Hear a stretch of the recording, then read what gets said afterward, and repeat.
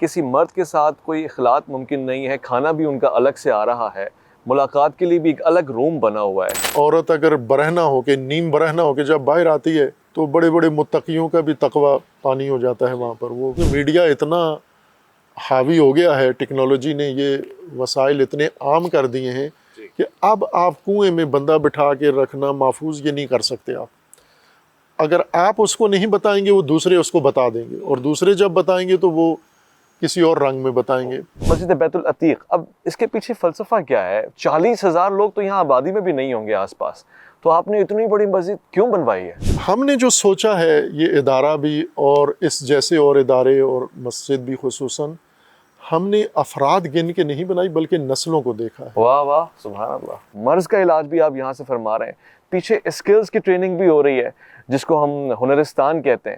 تو ایک وقت میں ایک آدمی اتنا سب کچھ کر کیسے سکتا ہے؟ توجہات ایک جگہ مرکوز رہیں گی، محور رہے گا، بٹ نہیں جائیں گے آپ؟ تو کوئی اس طرح انفراسٹرکچر بنا ہوا نہیں ملا۔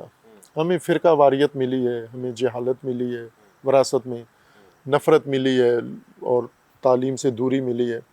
اب ہم چاہتے ہیں کہ اس کام کو ہم شروع کریں، وہ جو نہیں ہوا 70-76 سال میں، آج اس کو آغاز کریں ہم۔ اور جدھر دیکھتے ہیں ادھر ویرانی ہے، کچھ بھی ہوا نہیں ہے۔ تو جتنی توفیق اللہ نے آپ کو دی ہے اتنا آپ کریں، سعی آپ کریں، باقی اللہ کی ذات پہ بھروسہ کرنا ہے آپ نے۔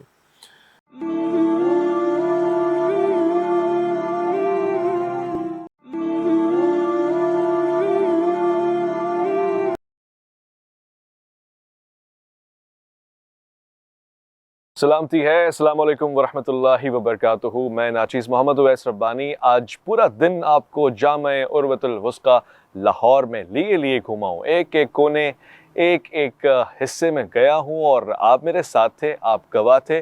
میرے لیے یہ کچھ نیا نہیں تھا، مگر ہاں کچھ ایسی منفرد چیزیں تھیں جن کا معیار بالا تھا، اعلیٰ تھا۔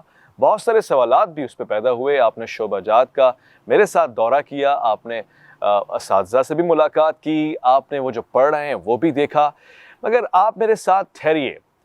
آپ کو یقین آتا ہے کہ ان دیواروں پہ جو لکھا ہوا ہے وہ ان کلاسز میں عمل کی صورت میں اتارا جا رہا ہے، اور آپ کو دل کرتا ہے کہ نتیجہ بھی بیٹھیں اور دیکھیں۔ میں نے اسی سلسلے میں اس پورے ادارے کے لیے جو سوالات مختص کیے ہیں، میں چاہوں گا کہ آج کی اس بانی شخصیت سے سوال جواب کروں جو نہ صرف اس ادارے کی بلکہ ایک فکر کے بھی بانی ہے، اور نہ صرف بانی ہے بلکہ تسلسل اور قیام اور دوام آپ سے حاصل ہے۔ میں گفتگو فرما رہا ہوں، یعنی میری گزارش ہے، اور جو تعارف میں پیش کر رہا ہوں وہ ہے عالم دین ہے، مفکر ہیں اور محقق ہیں۔ نہ صرف یہ بلکہ بانی ہے جامع عروۃ الوثقی کے، اور تحریک بیداری امت محمد مصطفیٰ صلی اللہ علیہ وآلہ وسلم کے بھی سربراہ ہیں، استاد علامہ سید جواد نقوی۔ السلام علیکم ورحمۃ اللہ۔ وعلیکم السلام ورحمۃ اللہ۔ میں سب سے پہلے آپ کا شکریہ ادا کرنا چاہتا ہوں کہ اتنا منفرد اور جدید ادارہ ہے۔ یہ دو جملے میں نے اس لیے استعمال کیے کہ ہمارے ذہن میں جب مدرسے کا نام آتا ہے تو ہم اس سے توقعات یہ رکھتے ہیں کہ کوئی بہت ہی دقیانوسی مزاج ہوگا، غریب بچے ہوں گے، چٹائی پہ بیٹھے ہوں گے اور کوئی ان کو پوچھ نہیں رہا ہوگا۔ یہاں آیا ہوں تو میں نے لیبارٹریز دیکھی ہیں، میں نے لیبس دیکھی ہیں، میں نے ورچوئل لائبریری دیکھی ہے، میں نے یہاں تک کہ جامع ابن القیم کو دیکھا، میں حیران ہو گیا۔ یہ سب آپ کے ذہن میں آیا کیسے، اور یہ کیسے ممکن ہو پایا ایک آدمی کی محنت سے؟ بسم اللہ الرحمن الرحیم۔ میں آپ کو اور آپ کے ساتھیوں کو جامع عروۃ الوثقی میں تشریف فرمائی پر خوش آمدید کہتا ہوں۔ آپ ایک لمبا سفر کر کے کراچی سے یہاں پہنچے ہیں، اور پھر اس گرم موسم میں صبح سے جامعہ کے اندر آپ دیکھ بھی رہے ہیں اور اپنے ناظرین کو دکھا بھی رہے ہیں یہ ادارہ۔ اللہ تعالیٰ کی بارگاہ میں دعا ہے آپ کی توفیقات کے لیے، اور آپ کے لیے جو خدمات آپ انجام دے رہے ہیں اجر عظیم اللہ تعالیٰ آپ کو عطا کرے انشاءاللہ۔ جامع عروۃ الوثقی میں آپ تشریف فرما ہیں اور آپ نے دیکھ بھی لیا ہے اس کو۔ اپنی حیثیت میں الحمد جیسے آپ نے بیان کیا ہے کہ اس کو ایک انفرادیت حاصل ہے کہ ایک دینی ادارہ ہے، دینی مدرسہ ہے، لیکن اس روایتی انداز سے ذرا ہٹ کر ہے۔ اس کے اندر جدت بھی ہے، اس کے اندر نظم و انضباط بھی ہے، اس کے اندر بلند مقاصد بھی ہیں اس کے اندر، اور اس کے پیچھے ایک بڑی محنت بھی کار فرما ہے، اور اس کے نقشے سے یا اس کے ڈیزائن سے ہی اندازہ ہو جاتا ہے کہ یہاں کیا کام ہو رہا ہے اور کیا ہونے جا رہا ہے۔ تو جو سب بابصیرت ہے جنہیں اللہ تعالیٰ نے یہ شعور دیا ہوا ہے، تو وہ تو دیکھ کر ہی اندازہ لگا لیتے ہیں، اور آپ نے بھی صحیح اندازہ لگایا ہے۔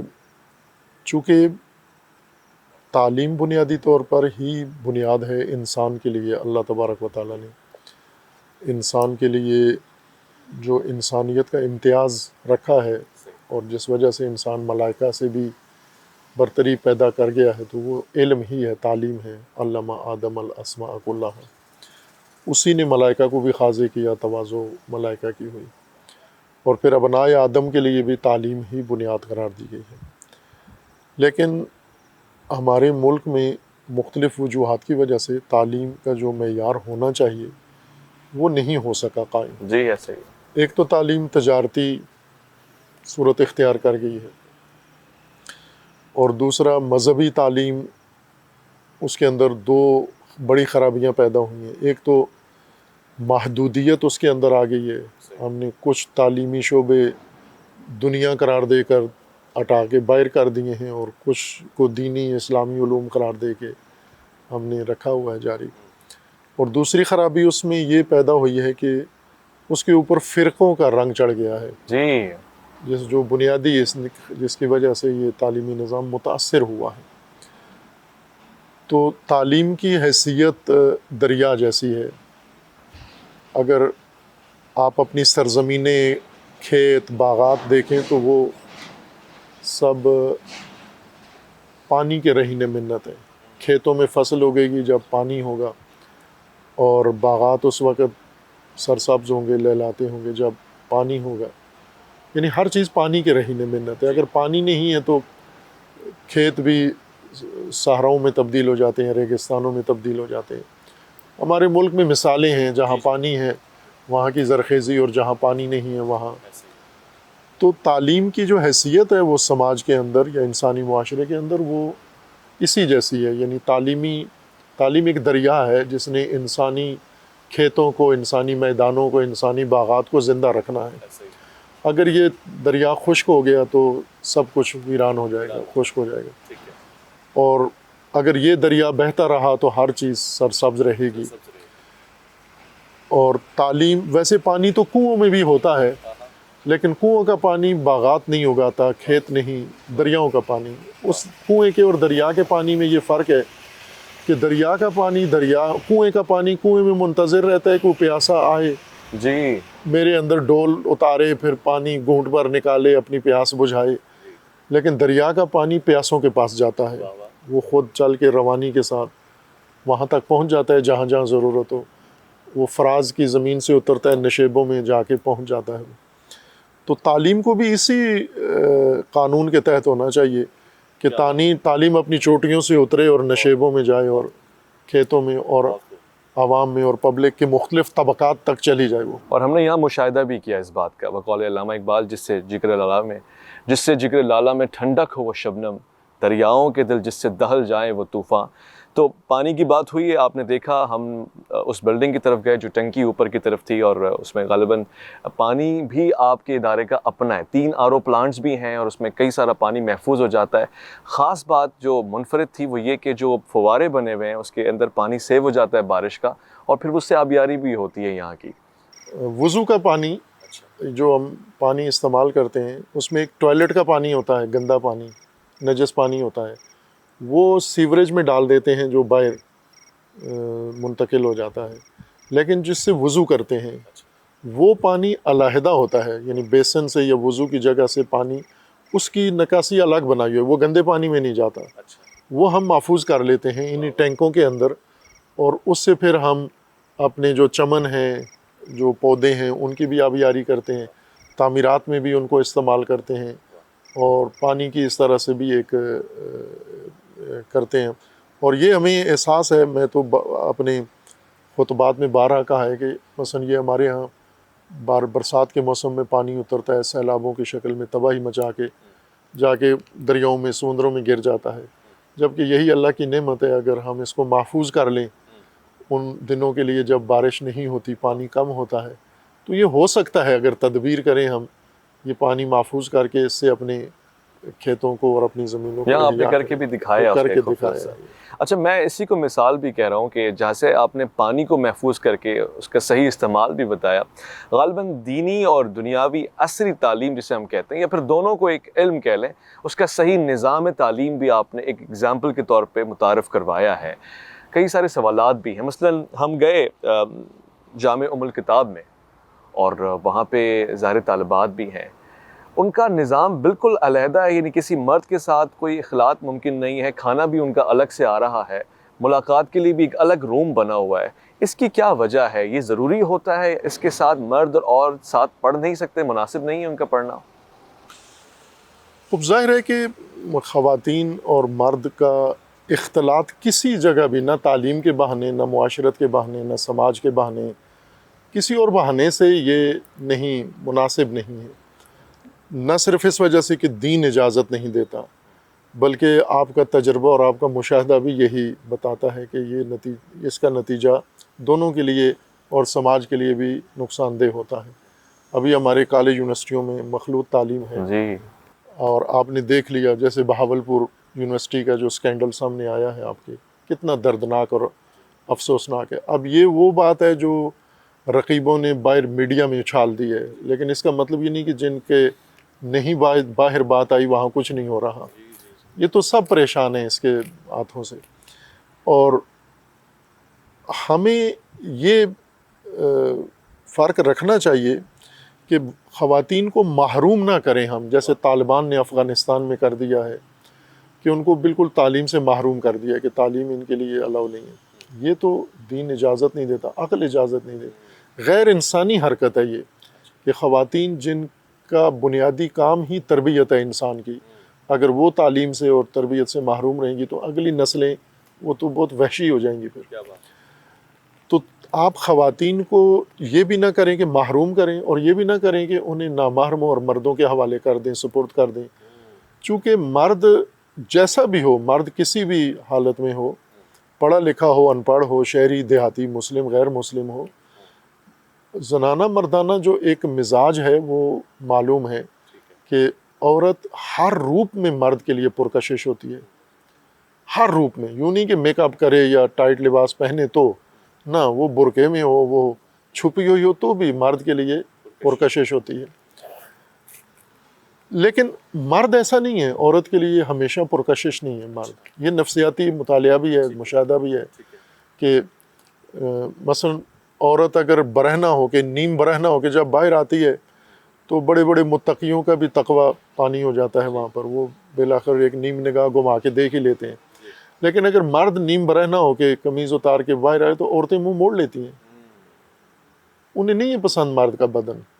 لیکن مرد کبھی کرتا ہے، منہ موڑتا ہے، وہ تو لاحول پڑھ کے پہلے پھر دیکھ لیتا ہے، دیکھ کے پھر ایک لاحول پڑھ دیتا ہے کہ وہ پہلی والی تو حلال تھی نظر۔ تو اس چیز کو ہمیں سمجھنا چاہیے، یہ ایک حقیقت ہے کہ مرد اور عورت کا آپس میں جو ایک رجحان ہوتا ہے، کشش ہوتی ہے، وہ ایک حقیقت ہے، واقعیت ہے، اور وہ دونوں پر اثر انداز ہوتی ہے۔ یہاں کالج کے اسٹوڈنٹ زیادہ آتے ہیں ہمارے پاس یونیورسٹی کے، تو ایک میڈیکل کالج کا اسٹوڈنٹ یہاں آئے اور انہوں نے کہا کہ ہماری جو ٹیچر ہیں وہ خاتون ہیں، تو وہ عموماً خوبصورت بھی ہیں اور پھر ساتھ لباس بھی ایسا پہن کے آتی ہیں جو جتنے اس کے لڑکے ہیں اسٹوڈنٹ، لڑکیاں لڑکے دونوں ہیں، لیکن جو مرد اسٹوڈنٹ ہیں اس کے، وہ اس کے سارے اس کے روپ میں اور اس کے حلیے میں ہی محو رہتے ہیں، یہ نہیں ان کو پتہ چلتا پڑھا کیا رہی ہے۔ تو وہ مجھ سے پوچھ رہا تھا کہ میں کیا کروں، تو میں نے کہا کہ آپ نہ لکھا کرو، نیچے دیکھا کرو، صرف اس کی آواز سنو، آپ اس کی طرف دیکھو نہیں، تو آپ لکھتے رہو، ایک تو لکھنے سے آپ کی توجہ رہے گی، اور دوسرا پھر آپ ادھر۔ تو اس نے کہا کہ جب میں ایسا کرتا ہوں یا کوئی اور بھی کرے تو وہ ادھر سے ہی کوئی چیز پھینکتی ہے اس کے منہ پر کہ مجھے دیکھو تم، وہ نیچے دیکھنے نہیں دیتی، لکھنے بھی نہیں دیتی کہ مجھے دیکھنا ہے تم نے۔ اور وہ کہتا ہے کہ وہ ابھی میں اس کے پاس 1-2 سیمسٹر پڑھ چکا ہوں، مجھے نہیں پتا اس نے کیا پڑھایا ہے، مجھے اس کے باقی ساری تفصیلات پتہ ہیں لیکن یہ نہیں پتا کہ اس نے پڑھایا کیا ہے، چونکہ توجہ جاتی ہی نہیں ہے میری اس کی طرف۔ یہ وہ واقعات ہیں جن پر ہم آنکھیں بند کر لیتے ہیں. اس کو مد نظر رکھیں, ہم عورتوں کے لیے اتنے ہی وسائل تعلیمی ماحول فراہم کریں جتنا مردوں کے لیے, ٹھیک ہے, ٹھیک کسی کمی کے بغیر. میں نے یہ اور محسوس یہ آپ یہاں دیکھیں گے آپ, جی جی بلکہ ایک لحاظ سے اگر آپ دیکھیں کہ خواتین کے لیے ہم نے جو ماحول بنایا وہ مردوں سے بہتر ہے. واقعاً بہتر ہے. مثلاً اگر ہم اسٹوڈیو میں گئے تو ایک اسٹوڈیو آپ نے مختص کر دیا خواتین کے لیے, اس میں پروڈیوسر, ڈائریکٹر یعنی کیمرہ مین, بلکہ ہر چیز خواتین کر رہی ہیں. ٹوٹل خواتین کا کام ہے اس میں. بہترین تھا. ویمن امپاورمنٹ کی میں نے بات کی, آپ فوٹیج میں بھی دیکھیں گے, ویڈیو میں بھی دیکھیں گے آپ کہ خواتین واقعاً امپاورڈ ہیں, راستے الگ ہیں, جدا ہیں, سروں پہ چادریں ہیں مگر عقلوں پہ پردے نہیں پڑے ہوئے. یہاں تک کہ مجھے وہ جملہ بہت اچھا لگتا ہے, جب ہم مستشفیٰ کی طرف گئے تو حیا اور حیات کا تحفظ وہاں پر ہو رہا ہے. مرد اور عورت الگ الگ راستوں سے جا رہے ہیں, اور جو معاملہ ہے, جو ذمہ داریاں ہیں, جو مجبوریاں ہیں, وہ سب چیزیں ہیں. اچھا, میں جب سوالات جمع کر رہا تھا, کچھ چیزیں ایسی تھیں جو واقعاً اگر آپ جواب نہ دیں گے تو وہ ادھوری رہ جائیں گی. مثلاً اتنی بڑی لائبریری ہے اور میں بڑا خوش ہوا ہوں, غالباً 2 لاکھ سے زائد کتابیں, 2.5 لاکھ کے قریب اس میں موجود ہیں.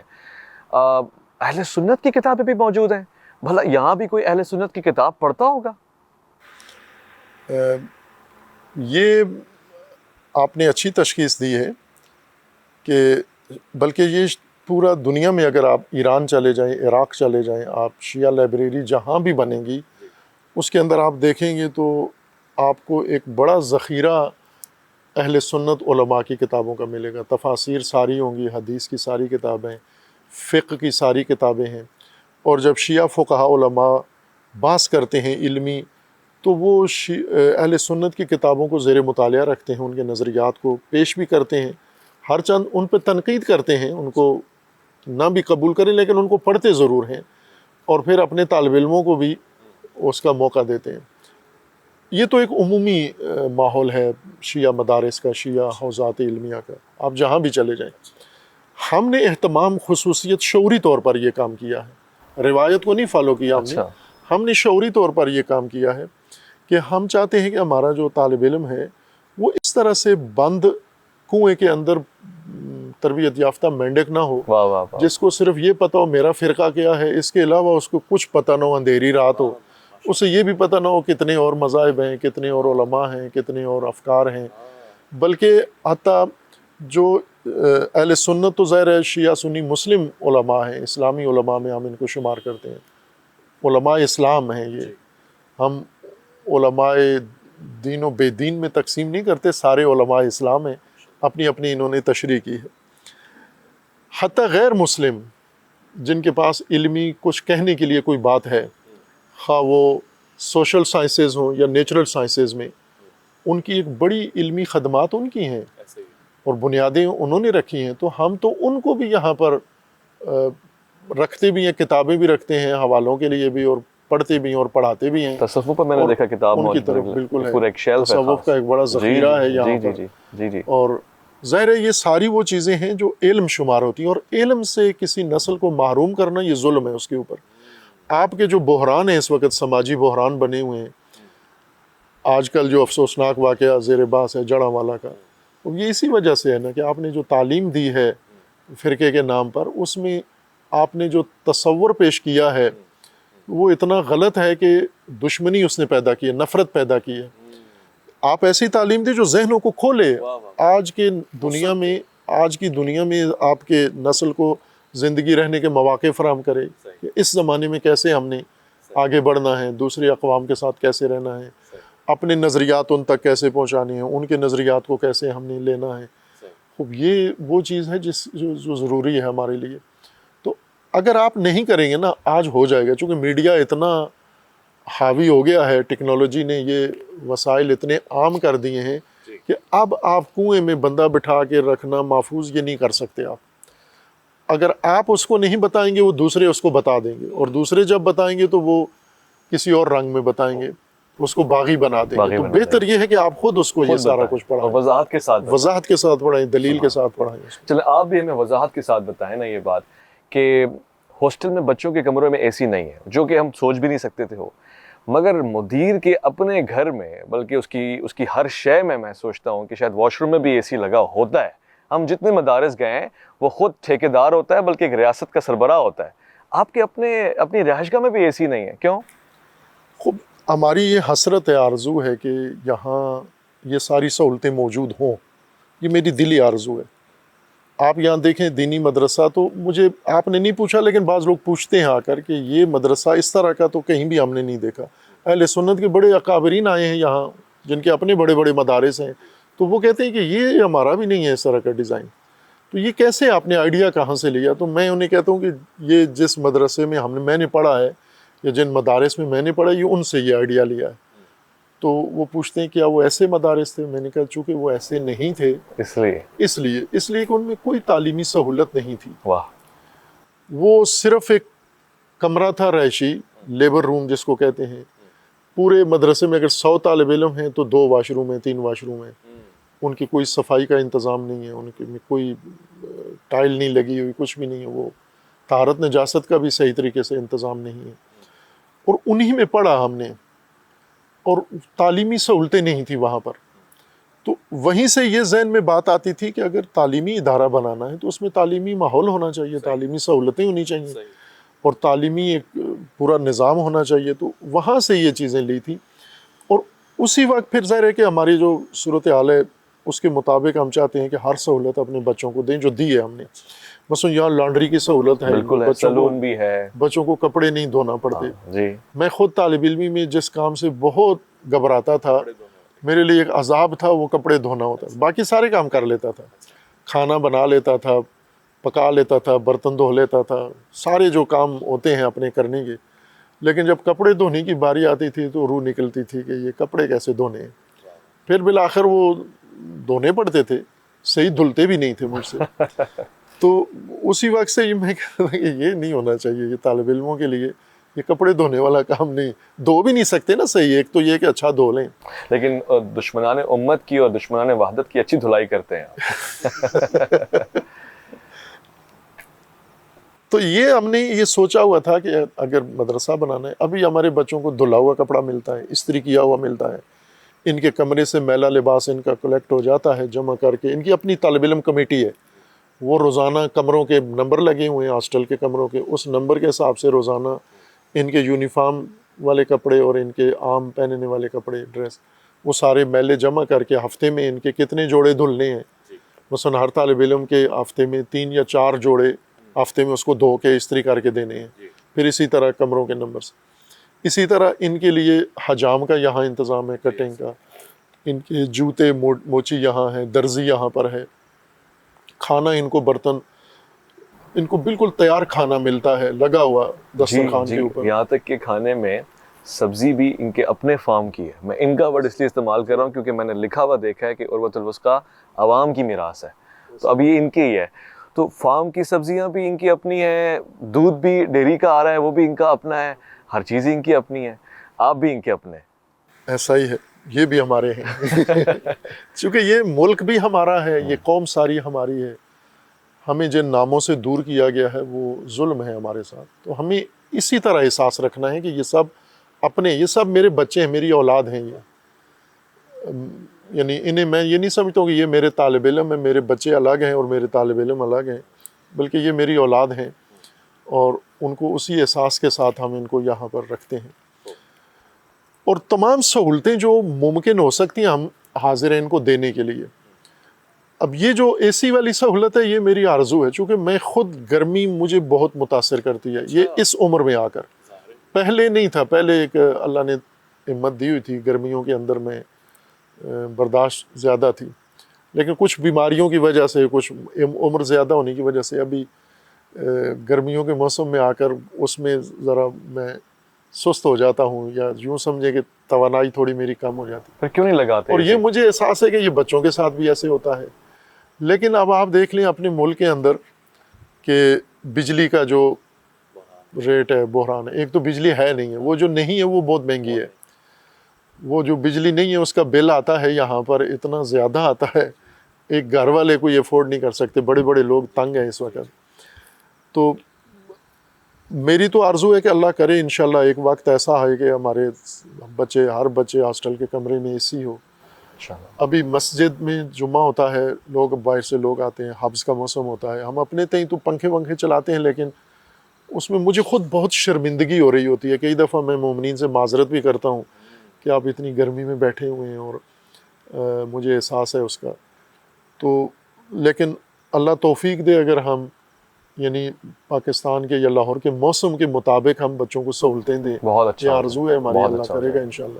بہت اچھا. یہ یعنی کسی کنجوسی کا وہ نہیں ہے نتیجہ، بلکہ یہ اس وجہ سے ہے کہ وسائل ہمارے ابھی اتنے نہیں ہیں. میں آپ کی توسل سے اور خود چونکہ مشاہدہ کر رہا ہوں، شاہد ہوں، جو والدین اپنے بچوں کو بھیجتے ہیں بچیوں کے لیے پردہ، حیا، حجاب، اس کا تو میں خود سے شاہد ہوں کہ بہترین نظام ہے.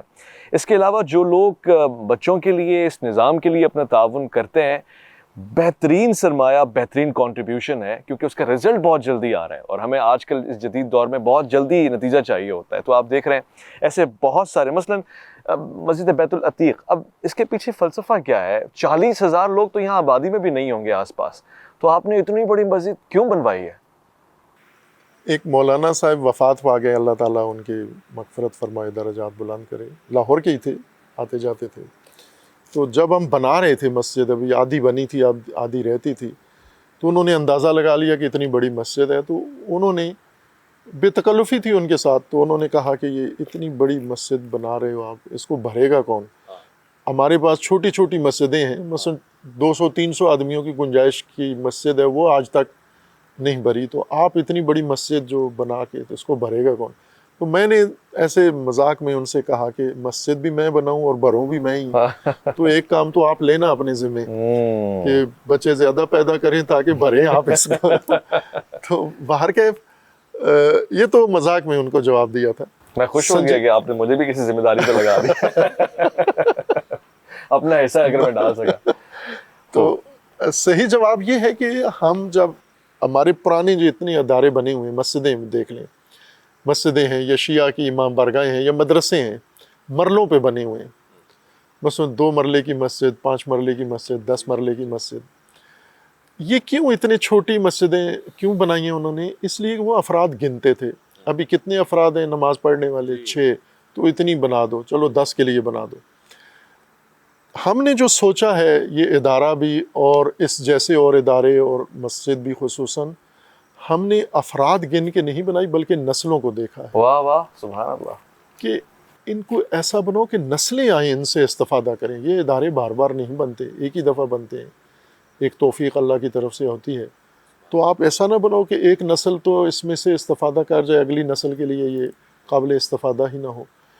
تو ظاہر ہے جب آپ دور نگاہ رکھتے ہیں، آگے کا سوچتے ہیں، افق آپ کا دید کا تھوڑا آگے ہے، تو پھر آپ کو اس طرح سے بڑا انتظام کرنا پڑتا ہے، نسلوں کے لیے ہے. اتنا نہ کروں میں جتنا خود میری عمر ہے اور میں اتنا گزار کے چلا جاؤں، بعد والے خود سوچیں آ کر. تو یہ تو ہمیں دین کی بھی تربیت یہ ہے کہ آپ جو بھی بنیاد رکھو اس کو آئندہ نسلوں کو مد نظر رکھ کر کرو کہ وہ بھی اس سے استفادہ کریں. اللہ آپ کو عمر اور آپ بخیر دیکھ لیں کہ جو مثلاً پنجاب یونیورسٹی ہے، کراچی یونیورسٹی ہے، اتنی بڑی ہے، اگر بندے گن کے بناتے تو چھوٹا سا پلاٹ کافی تھا، لیکن اتنے ایکڑوں پہ بنی ہوئی ہے تو نسلوں کے لیے، اور انشاءاللہ رہے گی، کافی عرصے تک قائم رہے گی. انشاءاللہ. پروردگار آپ کو بھی عمر خیر عطا فرمائے. مجھے علامہ اقبال کے وہ جملے یاد آ گئے جو ان سے منسوب ہیں کہ آپ 4 یا 5 لوگوں میں پرجوش خطاب کر رہے تھے، گویا ہزاروں کا مجمع ہو. کسی نے کہا اتنے لوگ نہیں ہیں اتنی جوشیلی اور اتنی اونچی اور بلند آواز میں. آپ نے کہا میرے سامعین سن رہے ہیں اور وہ شاید 50 یا 100 سال بعد بھی سنیں گے مجھے. یعنی دور اندیشی اور ویژن اسی کو کہتے ہیں جس کا میں متعارف ہوں، اور میں چاہوں گا کہ اس پہ مزید بات ہو. میں بہت سارے سوالات رکھتا ہوں اور آپ نے گاہے بگاہے ان تمام کا جواب مجھے دیا ہے. میں ساتھ میں ایک چیز جو بہت اہم سمجھتا ہوں کہ اگر میں نے اس میں تاخیر کی تو بڑا نقصان ہو جائے گا. لائبریری پہ ہم نے بات کر لی، کمپیوٹر پہ ہم نے بات کر لی، لیبارٹریز پہ ہم نے بات کر لی. آپ نے ایک ہاسپٹل یا کلینک یا مستشفیٰ بنایا اور اس میں آپ نے باہر کے لوگوں کو بھی اجازت دی. پھر اس میں آپ نے ایک گیپ بھی رکھا مرد اور عورت دونوں کے لیے. پھر اس میں جتنا ہو سکتا ہے تمام وسائل بھی موجود ہیں. یہاں کے بچے جاتے ہیں، ان کا الگ ٹوکن ہوتا ہے، باہر والوں کے لیے الگ ٹوکن ہوتا ہے، مگر انتظامات اور وسائل سب کے لیے یکسر ہوتے ہیں. تو یہاں تو آپ نظام تعلیم کی جو طبیبی علاج ہے وہ فرما رہے تھے، مرض کا علاج بھی آپ یہاں سے فرما رہے ہیں, پیچھے اسکلز کی ٹریننگ بھی ہو رہی ہے جس کو ہم ہنرستان کہتے ہیں. تو ایک وقت میں ایک آدمی اتنا سب کچھ کر کیسے سکتا ہے؟ توجہات ایک جگہ مرکوز رہیں گی, محور رہے گا, بٹ نہیں جائیں گے آپ؟ ایسا ہی ہے, معمول میں تو ایسا ہی ہوتا ہے کہ آدمی ایک کام کرتا ہے اور اس پہ پوری توجہ رکھتی ہے تو اچھے طریقے سے انجام پاتا ہے. اگر بہت سارے اپنے لیے پروجیکٹ کھول لے اور وسائل کی بھی قلت ہو تو پھر اس کے لیے مشکلات ہو جاتی ہیں, اور ایسا ہی ہے. لیکن دوسری طرف سے اگر ہم دیکھیں تو جس صورتحال کا ہمیں سامنا ہے, تو اگر ہم یہ جو معمول ہے اس کے مطابق کام کریں تو پھر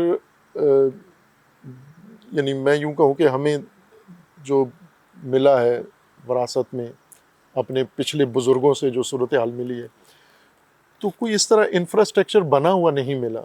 ہمیں فرقہ واریت ملی ہے, ہمیں جہالت ملی ہے, وراثت میں نفرت ملی ہے اور تعلیم سے دوری ملی ہے. اب ہم چاہتے ہیں کہ اس کام کو ہم شروع کریں, وہ جو نہیں ہوا 70-76 سال میں, آج اس کو آغاز کریں ہم. اور جدھر دیکھتے ہیں ادھر ویرانی ہے, کچھ بھی ہوا نہیں ہے. تو جتنی توفیق اللہ نے آپ کو دی ہے اتنا آپ کریں, سعی آپ کریں, باقی اللہ کی ذات پہ بھروسہ کرنا ہے آپ نے. اس کی میں یہ مثال دوں کہ ہم کیوں ایسا کرتے ہیں. یہ ہم خود بھی متوجہ ہیں کہ ایک ہی وقت میں بہت سارے کام شروع کر دیتے ہیں, اور یہ صرف آپ نے یہاں دیکھا ہے. اس وقت ہمارے مختلف علاقوں میں, مختلف اضلاع میں بہت سارے پروجیکٹ شروع ہیں, چھوٹے اور بڑے, اور ان کی بھی ایک اپنی تفصیل ہے. اور جہاں ہمیں موقع ملتا ہے تو ہم پیچھے نہیں ہٹتے, بلکہ کوشش ہوتی ہے کہ پھر ہمارے جو معاونین ہیں وہ کہتے بھی ہیں کہ جب ایک کے چلانے کے لیے نہیں ہے آپ کے پاس وسائل نہیں ہیں تو آگے کیوں بڑھتے ہیں آپ. تو میں نے کہا کہ کیا مجھے یہ یقین ہے کہ میں اتنی عمر پاؤں گا کہ پہلے اس کو مکمل کروں گا, پھر اس کو شروع کروں گا, پھر اس کو مکمل کروں گا, پھر تیسرا, چوتھا. ہمارا کام ہے شروع کرنا, آغاز کرنا, تکمیل کرنا, جس کو اللہ نے توفیق دی ہے. چونکہ اللہ نے اپنے کام کی ایک تدبیر کا ایک نقشہ بنایا ہوا ہے. اس نقشے میں ہر ایک کی ایک ڈیوٹی ہے کہ آپ نے یہ کرنا ہے, آپ نے یہ کرنا ہے. مثلا آپ دیکھیں انبیاء کرام جو شروع کرتے ہیں, شروع کر کے ان کی ڈیوٹی وہاں ختم ہو جاتی ہے, پھر اس کے بعد والی کی ڈیوٹی آ جاتی ہے کہ آپ نے اب اس منزل اس تک پہنچانا ہے آپ نے, پھر اس کے بعد اور کرتے کرتے پھر وہ آخری منزل تک سلسلہ پہنچ جاتا ہے. تو ہمیں وہ اپنا کردار مشخص کرنا ہے کہ اس پورے نقشہ الہی میں ہمارا کیا کردار ہے, ہم وہ ادا کریں بس, باقی ہمارا نہیں ہے کام. اور یہ بھی ہمیں شعوری طور پر پتہ ہے کہ ہم نہیں کر رہے یہ کام. میں اس کی مثال دیتا ہوں کہ چھوٹے بچے ہوتے ہیں 2-2.5 سال کی عمر میں, جب بچہ تھوڑا ضدی سا ہو جاتا ہے تو اس وقت وہ ہر چیز میں کرتا ہے, مداخلت کرتا ہے. مثلا وہ والدین جن کے پاس گاڑیاں ہیں تو جب فیملی کے ساتھ, بچوں کے ساتھ نکلتے ہیں بچوں کو لے کر, تو اس بچے کی خواہش ہوتی ہے کہ گاڑی میں چلاؤں, اور ضد کرتا ہے, روتا ہے. پھر والد جو گاڑی چلا رہا ہے اسٹیئرنگ پہ بیٹھا ہوا ہے, وہ اس کو اپنی گود میں بٹھا لیتے ہیں. تو بچہ اسٹیئرنگ پہ ہاتھ رکھتا ہے, پھر گاڑی چل رہی ہوتی ہے اور بچہ منہ سے آوازیں نکالتا ہے اور ایکٹنگ ایسی کرتا ہے کہ یہ اس کا پورا یقین ہوتا ہے کہ یہ میں گاڑی چلا رہا ہوں, لیکن بے خبر ہے کہ پیچھے کوئی اور ہے. اللہ اکبر. اصل تو اس کے ہاتھ میں ہے اسٹیئرنگ, میں نہیں چلا رہا ہوں. سبحان اللہ. ہمارا یہ احساس ہے کہ ہم کام کر رہے ہیں, ایسا نہیں ہے. اچھا, یہ تدبیر پیچھے کسی اور کی واہ ہے, واہ, سبحان اللہ. اور وہ کر رہا ہے. جب وہ کر رہے ہیں تو پھر ہمیں یہ سوچنے کی کہ ٹھیک ہے میں ایک وقت میں ایک کام کر سکتا ہوں, لیکن پروردگار تو ایک وقت میں سبحان اللہ, سبحان اللہ. خوبصورت. ہمارے پاس وسائل ایک ہی کام کے ہیں, لیکن اس کے پاس تو وسائل ایک کام کے نہیں ہیں, اس کے پاس تو ہر چیز کے وسائل ہیں. سبحان اللہ. ہم صرف طلب کریں اس سے, حقیقت ہے. اپنی تقاضا اس کے سامنے پیش کر دیں, اور اس نے ہمیں مایوس نہیں کرنا, اور ابھی تک نہیں کیا. ابھی تک نہیں کیا. اچھا, وہ جو بچہ گاڑی چلا رہا ہے اور گاڑی چل رہی ہے, جیسے کہ جامع عروۃ الوثقی کی گاڑی ہے, بڑی اچھی رفتار میں چل رہی ہے, قوانین کی پاسداری کرتے ہوئے چل رہی ہے, لوگوں کا, عوام الناس کا خیال کرتے ہوئے چل رہی ہے, مگر ہر گاڑی کو پیٹرول چاہیے ہوتا ہے. جامع تو عروۃ الوثقی کی فیولنگ کہاں سے ہو رہی ہے؟ اب تو لوگ آپ کے ناقدین یہ کہتے ہیں کہ ہم چھوٹی سی, ہم عزاخانہ پورا نہیں کر پاتے, امام بارگاہ نہیں بنا پاتے, اتنا بڑا مدرسہ بنا کیسے دیا جواد تقوی نے؟ اس پر بھی ہمیں اللہ تبارک و تعالیٰ کی بارگاہ میں شکر گزار ہونا چاہیے کہ خداوند تبارک و تعالیٰ نے ایسی ایک مایوس قوم, جس کو مایوس ہونا نہیں چاہیے تھا لیکن ہو گئی ہے, اپنے بڑوں یا اپنے لیڈرز کی کارکردگی کی وجہ سے ہو گئی ہے مایوس، جو یہ سمجھتی ہے کہ کچھ ہو نہیں سکتا اور کچھ کر نہیں سکتے ہم۔ اس پہلو سے یہ اچھا آپ نے سوال اٹھایا ہے، میں اس کو بغیر سوال پوچھے ہوئے بھی جواب دیتا ہوں، کیونکہ مجھے پتہ ہے کہ یہ ہر پاکستانی کا سوال ہے۔ یہ بعض پوچھ لیتے ہیں، مثلا غیر شیعہ اہل سنت نہیں پوچھتے، وہ نہیں پوچھتے، لیکن ہوتا تو ہے ان کے ذہنوں میں۔ شیعہ تو پوچھتے ہیں، وہ آتے ہی اسی لیے ہیں یہاں پر، یہ پوچھنے کے لیے، نہ بھی آئے تو بھی کہ پیسے کہاں سے آ رہے ہیں، یہ اتنا بڑا کچھ بنا لیا ہے۔ پھر وہ جواب کا انتظار بھی نہیں کرتے، جواب بھی خود ہی بنا لیتے ہیں پیسے کہاں سے آ رہے ہیں۔ اور یہ جاننا بہت ضروری ہے ہماری نسل کے لیے، موجودہ اور آئندہ سب کے لیے جاننا بہت ضروری ہے کہ یہ مرکز جو بنا ہے، اس کی ایک میں ہسٹری بھی بتا دوں آپ کو، کیسے شروع کیسے ہوا، یہ آغاز اس کا کیسے ہوا۔ جیسے میں آج گفتگو کرتا ہوں، شروع طالب علمی سے جب اللہ نے توفیق دی تبلیغ کی، تو اسی طرح سے اسی انداز سے بات چیت ہوتی رہی۔ ہر شہر میں آنا جانا ہوتا تھا پورے پاکستان میں، لاہور بھی آتا، تو لاہور کے کچھ مومنین جو گفتگو سنی انہوں نے، تو انہوں نے وقت مانگا کہ ہم آپ سے ایک نشست بھی کرنا چاہتے ہیں۔ یہ 3 آدمی تھے، اور انہوں نے وقت مانگا، بیٹھ گئے ہم، تو انہوں نے اس گفتگو میں یہ کہا کہ آپ کی باتیں سن کر ہمیں محسوس ہوا ہے کہ آپ روایت سے ہٹ کے ذرا بولتے ہیں، آپ غیر رسمی ہے۔ ہاں اس انداز سے نہیں ہے، آپ کی گفتگو ویسے نہیں ہوتی جیسے عموماً مجالس میں ہوتی ہے، آپ ذرا ہٹ کے گفتگو کرتے ہیں، اور پھر آپ جو بات کرتے ہیں وہ ہمیں سمجھ میں آتی ہے اور اس میں ہمیں رائے حل نظر آتا ہے۔ اچھا، یہ ان کا تبصرہ تھا۔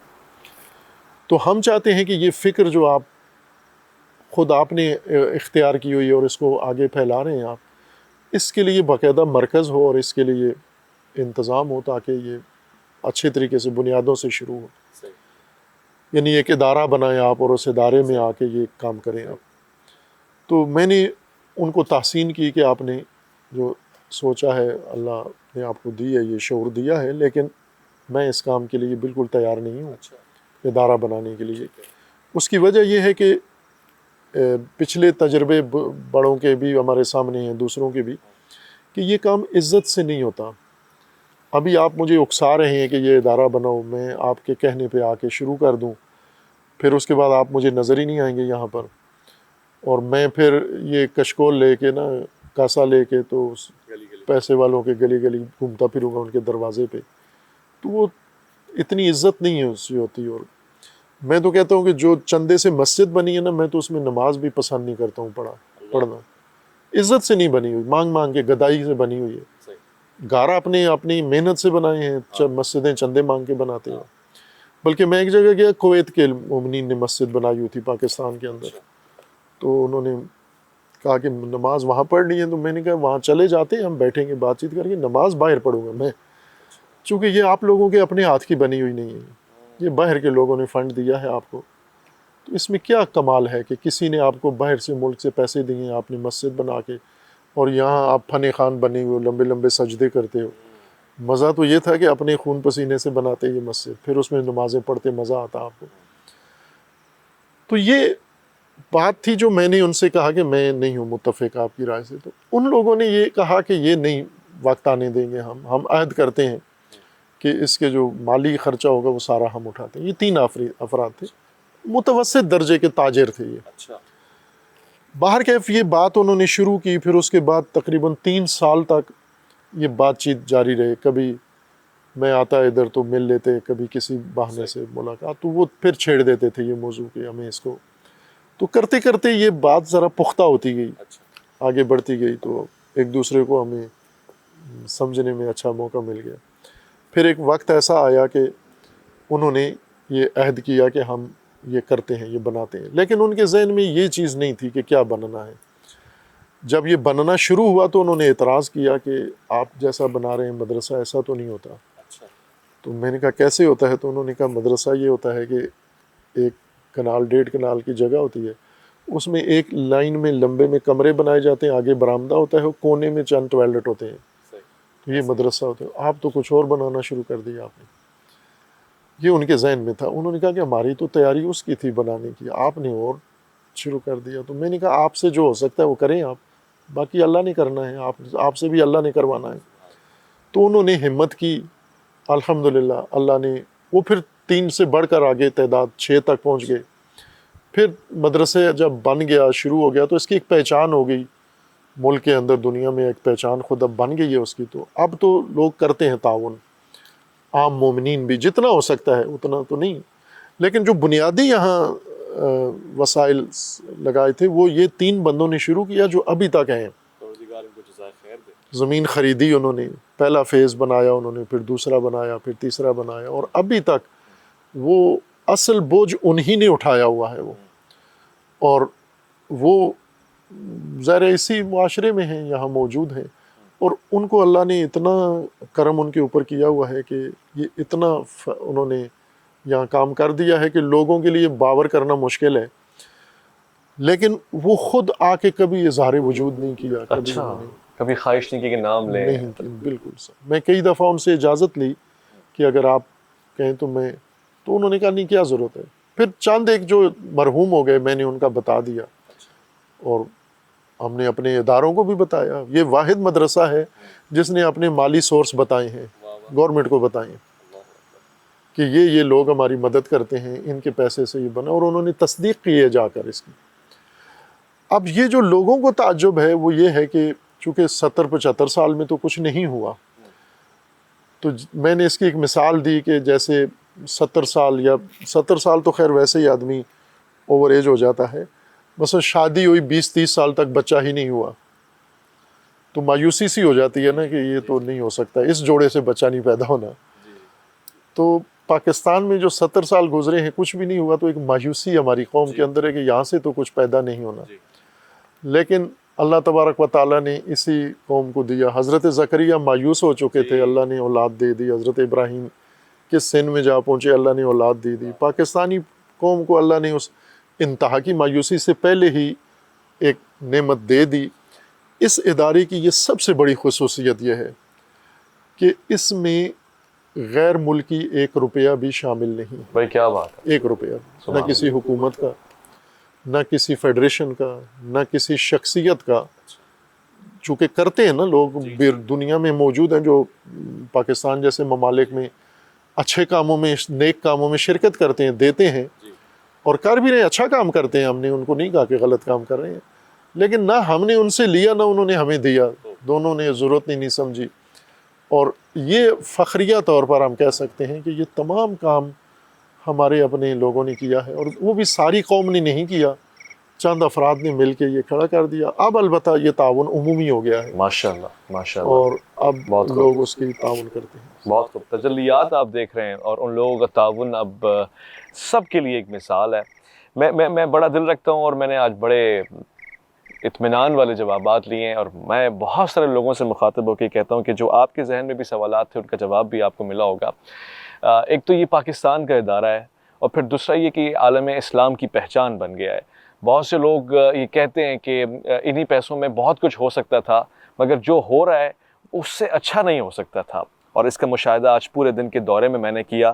میں نے نظام الاوقات کو بھی سمجھنے کی کوشش کی، جس طرح سے انہوں نے بہترین انداز سے ورزش اور اس کے علاوہ مطالعہ، مباحثہ اور دیگر چیزیں، دروس، ہر چیز اپنے ایک نظم و ضبط کے ساتھ چلائی ہے. یہ ایک مثال ہے. ہفتے میں دروس کا ایک سلسلہ ہے، خطبات کا ایک سلسلہ ہے، یہاں تک کہ جس کو ہم کہتے ہیں ٹیچرز ٹریننگ پروگرام، علماء کی تربیت اور پھر ان کی خطابت کیسے ہو، اور اس کے ساتھ ساتھ ان کو کس انداز سے پیش آنا ہے، یہ سب چیزیں یہاں پر پائی جاتی ہیں. آنے والے وقتوں کے لیے ایک مثال، ایک استعارہ، ایک محور، ایک مصدر بن جائے گا. وہ حرف راز جو مجھ کو سکھا گیا ہے جنوں، خدا مجھے نفس جبرائیل دے تو کہوں، ستارہ کیا میری تقدیر کی خبر دے گا، وہ خود فراخی افلاق میں خوار و زبوں. یہاں پر ان جوابات کے ساتھ میں علامہ سید جواد نقوی صاحب کا شکریہ ادا کرنا چاہتا ہوں، اور یہ خواہش میں آپ کے قدموں میں رکھ کے جا رہا ہوں کہ ایک بار پھر سے آؤں گا، نئی جدت دیکھوں گا، نئے تقاضے بلند ہوتے ہوئے دیکھوں گا، نئے شعبہ جات اپنی آنکھوں سے اس کا مشاہدہ کروں گا. اور یقیناً وہ طلباء جو آج ابھی طالب علم ہیں، کسی جگہ استاد کی حیثیت سے ایسے ایک جامعۃ العروۃ الوثقیٰ کا ایک پودا لگا رہے ہوں گے، شاید کسی اور صوبے میں یا شاید کسی اور شہر میں. آپ کا شکریہ ادا کرتا ہوں. جزاک اللہ خیر.